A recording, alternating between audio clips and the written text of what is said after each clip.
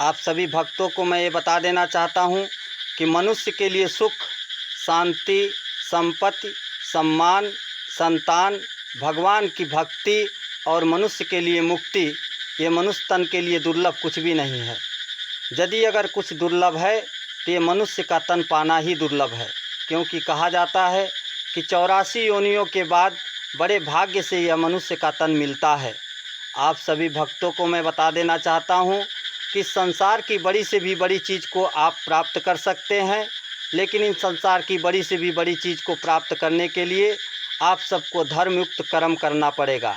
यदि अगर कोई भी मनुष्य सोचता है कि इन बड़ी से बड़ी चीज़ों को अधर्म जैसे कार्य करके हम प्राप्त कर लेंगे, तो ये कभी नहीं हो सकता है, क्योंकि कहा गया है कि छल कपट और चतुराई ये भगवान का कबहू न भाई।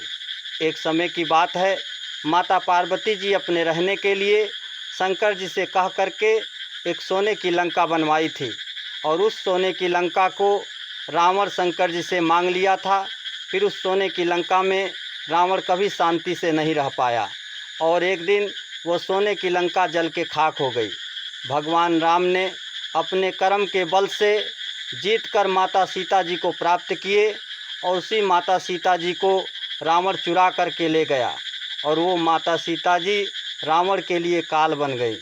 और रावण को अपने ताकत बल पर इतना घमंड हो गया कि भगवान राम को भी पहचानने से इनकार कर दिया, और भगवान के सिंहासन पर अपना ज़बरदस्ती अधिकार जमाना चाहा। फिर भगवान राम के हाथों रावण का अंत हुआ। और इसीलिए मेरा आप सभी भक्तों से कहना है कि संसार के किसी भी चीज़ को आप प्राप्त कर सकते हैं, लेकिन धर्मयुक्त कर्म करके ही प्राप्त कर सकते हैं। जय श्री राम, जय श्री राम, जय श्री राम।